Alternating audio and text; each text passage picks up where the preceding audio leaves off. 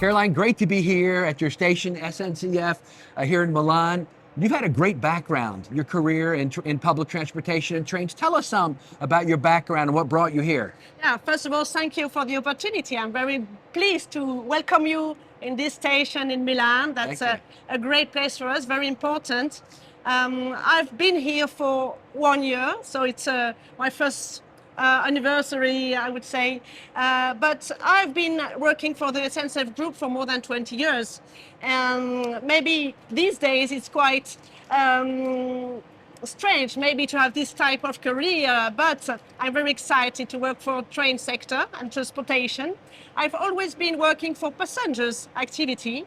I've started with the regional trains, working for a regional contract from SNCF to regions. So I've been in charge of this for a couple of years. And then I switched to national intercity. And I've been in charge of marketing and communication. That was great. Yeah. Also very interesting to make a train well known and to communicate about, I would say, slow travel. Since 5 years, maybe, I switched to international train transportation. And that's very interesting because it allows to develop new projects all around Europe. That's great, yeah. And this train goes from Italy to France, right? Yeah, it's both direction, obviously. Right, so yeah. It's a Milan, Torino, Paris train. Okay. With this TGV from Alstom, and this is a SNCF TGV Inouï. Okay. And it's been operating for more than 12 years, so it's already well known, huh? Well, an old story. Yes, that's great. Yeah, we're going to take this later to Turin. Yeah, we're going to ride it there. It'll be fun. That's great. Why don't we walk to the back and we can finish up there? Sure. All right. Caroline, you've had a lot of great experience internationally as well, including launching WeGo in Spain. What kind of lessons are you bringing from that experience here to Italy? I would... Yep, but still look, yeah. I would say... I would say, first of all, the first experience is that passengers do want to travel at a European scale. So once you launch a new offer, it's incredibly thriving the demand of new passengers for this new offer that you put onto the market. So that's very interesting.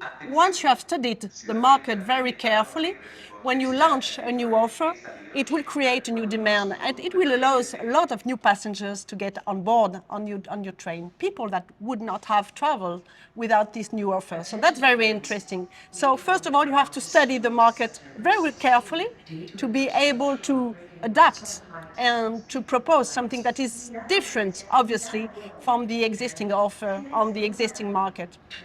I would say, second, it's always a team project. So the train sector is very exigent, so you have to work hard because it's a long time project. It's always several years between the moment in which you decide to launch your offer and the moment in which you will have the passengers on board.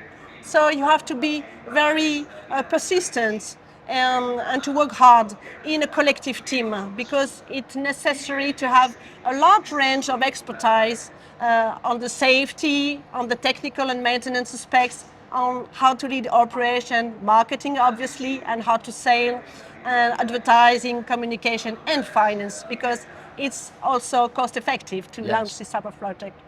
All right, we're on board your train. This is awesome. Yeah, that's great. It's a first class of the train, so you have been able to visit all the train and well comfortable. Yeah. So this train goes to France, right here from Italy. What's the future of that? Does it look like, and what role will your company play in that, in this kind of, transportation between countries? I would say that train transportation is crucial for the relationship between both countries. We feel very confident that it will go on with a great development of traffic on board of those trains. It's very interesting to note that even with the arrival of a new operator since 21, the Italian one, the market has almost doubled. So it's a very strong signal that people are very eager to travel by train, even if it's not a very short travel. It takes more than 6 hours to go from Milan to Paris, but the trains are full. So I would say that I see the future as very positive. I feel confident that the sustainable means of transportation, which is the train, will go on developing in the future. Caroline, everyone is working on, digital enhancements, technology.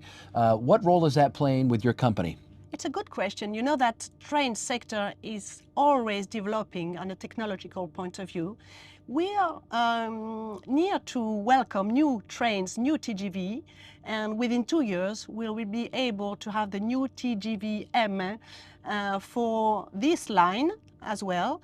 And it will be a very technological jump because it does consume much less energy.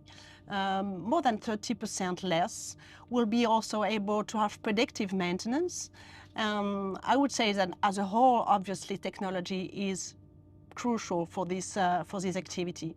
But we don't have to leave apart the human part because, in that type of project and activity, I would say the most important is the team. High-speed rail is all the rage. In America, we haven't gotten one yet. You guys have done it right over here. When I was coming to Italy, people were saying, figure out how to do high-speed rail. So what are you all doing with high-speed rail? TGV, is that what you call it? Yeah, TGV, the high-speed rail. And the good news is that we are going on developing these high-speed train also within Italy. Okay. So we're going to be able to go from Milan to Venice and from Milan to Naples with our TGV within a couple of years. Really? So that's great news for I'm coming back for that. I want to ride there. They could go to Venice. You're welcome. You're welcome. Yeah. Oh, that'd be great. Yeah, within 2 years. Very good. Well, this has been wonderful. Nice to meet you. Wonderful trains. We're going to take this train right after this interview. We're going to Turin, and it'll be great. Thank you for your time today, Caroline. It's wonderful to meet you. Big trip and Thank nice you. trip. Silvia, it's amazing to meet you right here in front of this vertical forest. What's this building called? It's Busco Verticale. It's a very nice building and it's a famous really around the world. So I'm really glad that you are here and you can really see what is Busco Verticale. Yeah, I've seen this in pictures. It's amazing. And that means like a vertical forest, right? Yes, exactly. Yeah, thousands of bushes and trees on there. Amazing. Thank you. As head of one of the big freight rail associations here in Europe, tell us some about what the association does. Rail Freight Forward is a coalition of rail freight undertakings, and we represent more than 60% of the freight market in Europe. And our goal is to put more freight onto rail. And right now, the market share in Europe is around 18%. So our goal is to achieve 30% by 2030. It's not easy, but we are really pushing hard to get there because we think that rail freight is the solution for a sustainable transport growth. I imagine coordinating all this intermodal work that you do as an association requires a lot of new technology. Tell us some about that. So rail freight is investing in new technological solutions. We have, for example, ERTMS. That means states for European Traffic Management System. And it's kind of a way to have an European signaling system that could work and be the same everywhere in Europe. We have also we are investing also in IT solutions to improve and overcome the barrier of language, because in Europe we speak many languages, so it's not always easy. So in Italy, for example, we have many different borders, and it's not easy because each of our neighboring country speaks a different language. So we have the border with France, where, for example, our train drivers need to stop at the border. We need to change the driver and have a different driver on the train that is able to speak a high level of French.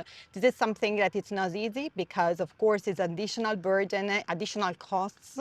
And for example, the International Union for Railways is trying to develop an IT tool that could help with this issue. That's fascinating. So at each time one of your trains crosses the border, you have to have a new conductor come on that speaks that language, huh? Yes. That's very interesting. What about capacity? Tell us about that. Capacity, it's the key asset for railways, especially because without it, you cannot really run your train. So it's really important that we have the right and the proper capacity management. Mauro, it's great to meet you here at the City Life Shopping District at the Three Towers. That one's fantastic. I love it. Yes, it's part of the transformation and the evolution of Milan. Milan Yes. is the heart of Italy in terms of business. That's wonderful. Pleasure mine. Yes. So you head up Italy's biggest rail cargo association called FerCargo. Tell us about the association. Yes, the association is the oldest one. It was born 16 years ago, funded by the new entrants. At that time, the market was a monopoly, more or less. And then it grew very much, pushing towards liberalization and development of the rail freight market. It achieved many successes. Now we are accounting for about 3/4 of the operators, more than 50% of the market. We don't have the incumbent, of course, but great developments for the rail in Italy. That's fascinating. So tell us some of your challenges and opportunities you have here. The rail freight operators have a lot of challenges now in this period. As first, it's an issue of European economy. As you know, we in several countries there is a recession. Industry is decreasing, and for the transport, it's a problem. The second big problem is the unfair and not aligned rules between trucks and the rail.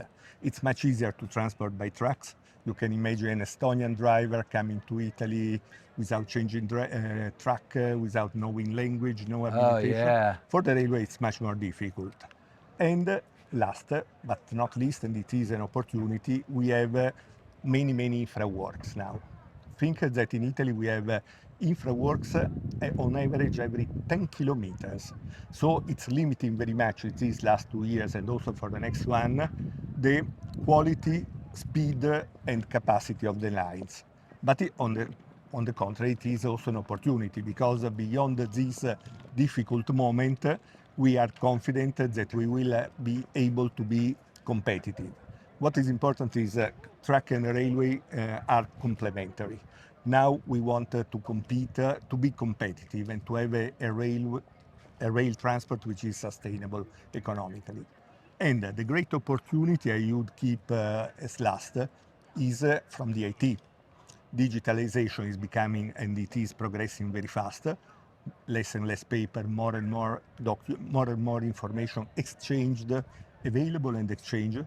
And last and very important, also I was managing a railway, is the contribution of the artificial intelligence. I was going to ask you about that. Yeah. Because when you manage a railway, you have to optimize on a very complicated infra system, because the infrastructure has a lot of limitation. If you think about the truck, he enters in the highway with his truck, whenever he wants, and he can do what he wants. A train and not. You have to book passes to manage. You have a lot of constraints.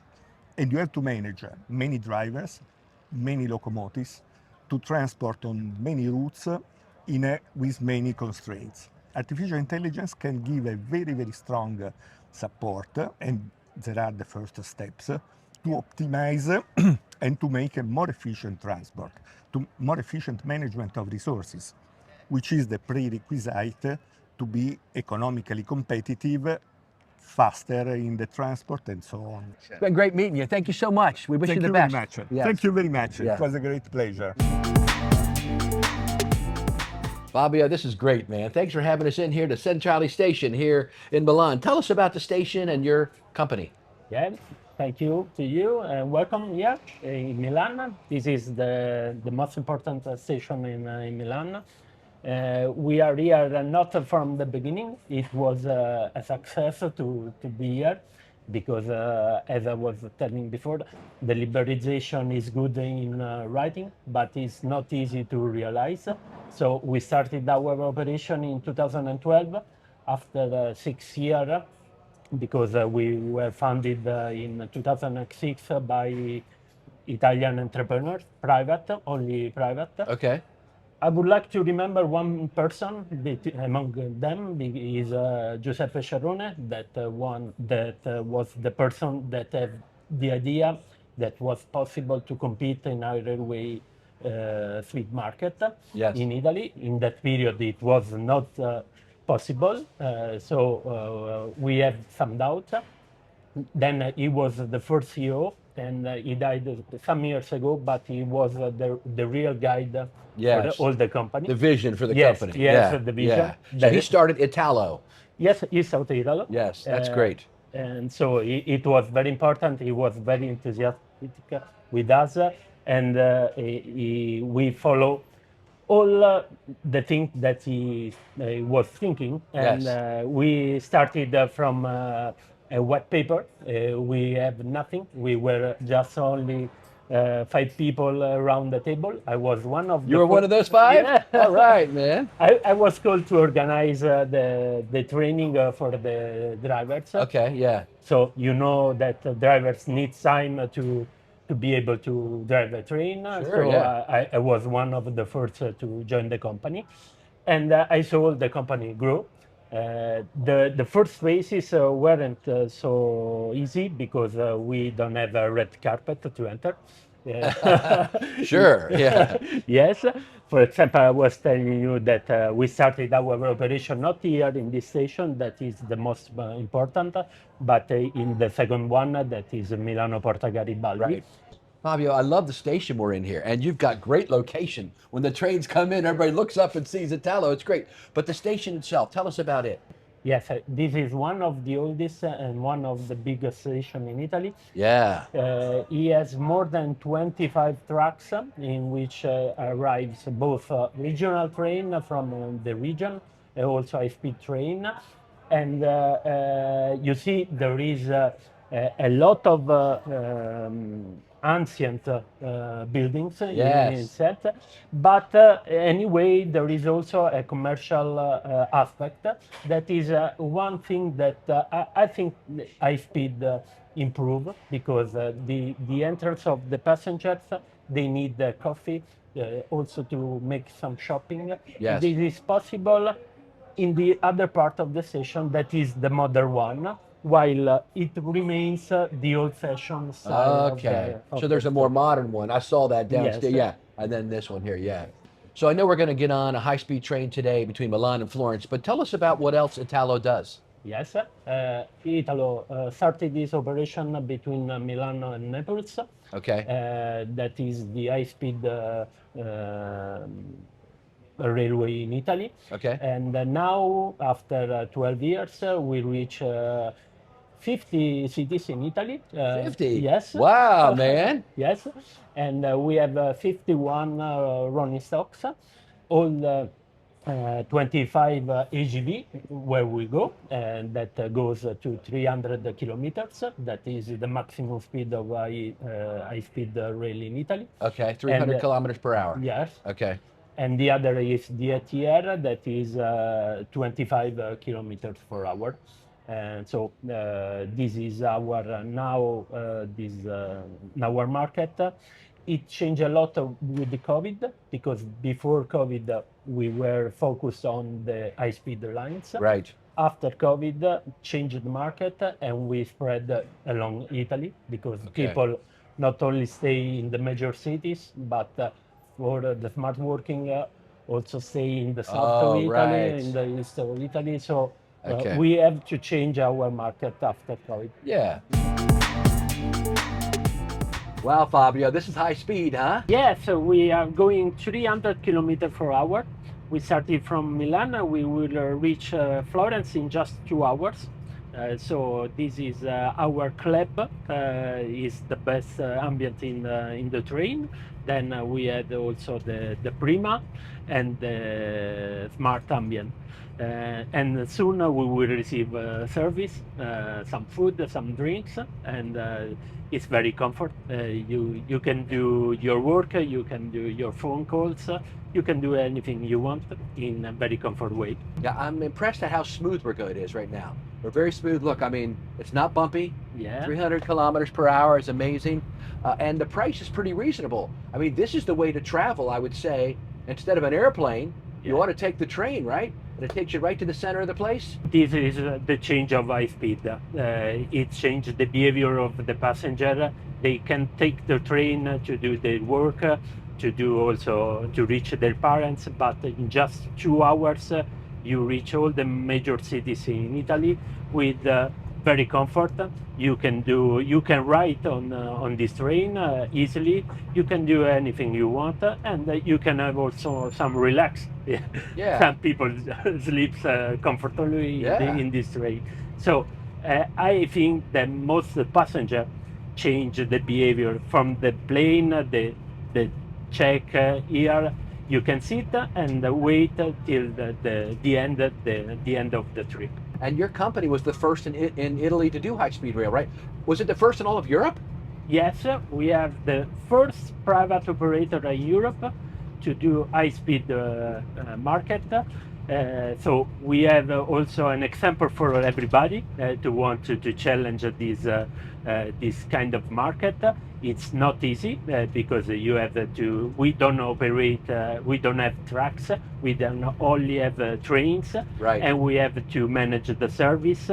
But it's the real example of a liberalization in Europe and also in the world, because there are not so many examples also in the world of high speed. So your job is safety. You're in charge of safety for Italo. What's involved in making sure that a high-speed train like this stays safe? Yes, for operate on high speed, you have to have a safety certificate. It concerns morely with rolling stock. You have to have a rolling stock sure safety. Okay. With the personnel that have to make his task safely, and the organization. So all the procedure in charge to make it possible. So I have to check that everything is okay. It's my challenge. It's to avoid the incident on high speed. So what's the future hold for you all?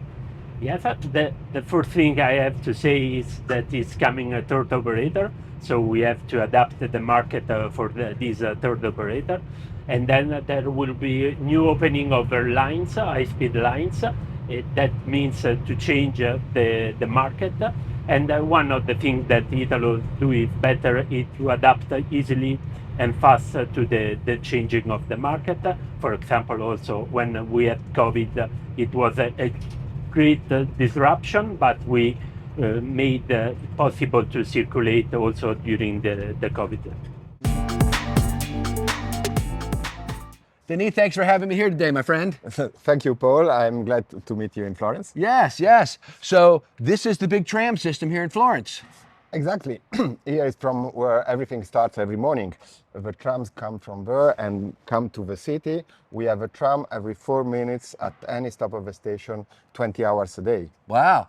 And what do we have here? Some new employee training? Yeah, they are just new tramway drivers. We Okay. are forming them. The training program is very heavy. They have 1 month of formation, and they will be ready to drive next month. Tell me about your trams. How many trams do you have? We have 46 trams, Okay. 41 working every day. So you operate these all day long? Lots of riders? Do you get lots of passengers that ride? Lots of passengers, yeah. The tram has tripled the number of people choosing public transport in Florence. Oh, wow. We carry about 160,000 people every day. Every day? Every day. It's like to move half of Florence every day.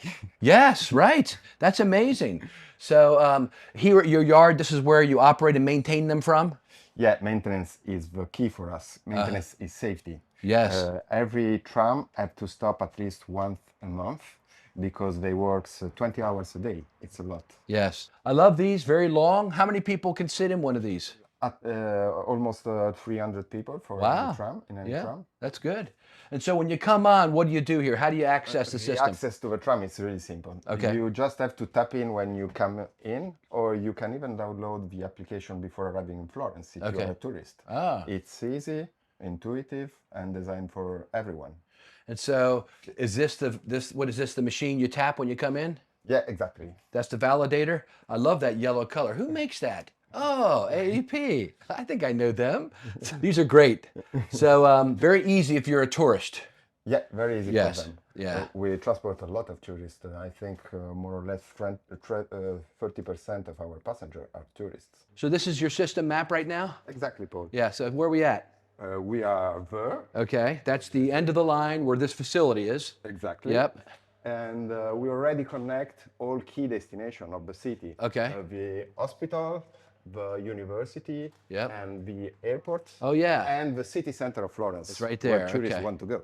Very nice. So where are we at now? Yeah, here is where we are doing the maintenance of our trams. Every month, a tram is coming there to do preventive maintenance. Very good. Denis, as CEO here of GEST, how did all this get started? How did you start working with the city? Yeah, it all started with a clear political vision. The city of Florence 20 years ago chose the tram as the backbone of the modernization of the city. Okay. And they never looked back. I think it's the only Italian city that really trusted in tram. Yeah, I mean, because this is the city where the Renaissance started, so kind of the Renaissance of trams started here, huh? But the trams makes it possible to, for modernity and history to coexist. Okay. Fitting such infrastructure in a narrow Renaissance city like Florence wasn't easy at all. Denis, as the CEO and the general manager here, what are you most proud of in running as the operator? Actually, I think that the tramway is first and foremost a social innovation. So we have to be welcoming and inclusive. That's the reason why we did some social project like GIFT. Thanks to the project GIFT, we train women victims of violence to become tram drivers, giving them a new opportunity and economic independence. So you all have been here for a while, but you've got a long contract, right? What are your plans for the future? Our contract is until 2049, and our main ambition is to shape a multimodal city where citizens can freely move without using private cars. Very good. Well, that's important in a city where you have hundreds of thousands of visitors here all the time, huh? The aim is to reduce CO2 emissions. Right. Yeah. Thank you so much for having us in. It was great to see everything. Thank you for having me. Wow, this is great to be here on a beautiful day. My old friend Federico, thank you for having me in, brother. Good to see you again. Yes, yes. So tell me about what you do and the company does here in Italy. Okay, so RATP Dev in Italy is a holding company, and we have 3 contracts. Autolinee Toscane, bus. The whole region of Tuscany is operated by Autolinee Toscane. We have GEST, where we are today. Yes. The tramway of Florence.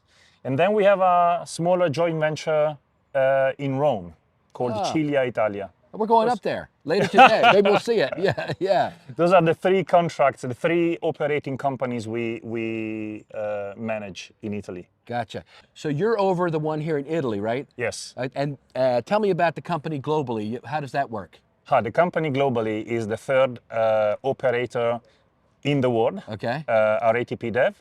We operate in 16 countries now. And I believe in the spectrum, if you look at the spectrum of ground transport yes. And urban rail, we are market leader worldwide in automatic metro systems, starting from Paris, okay.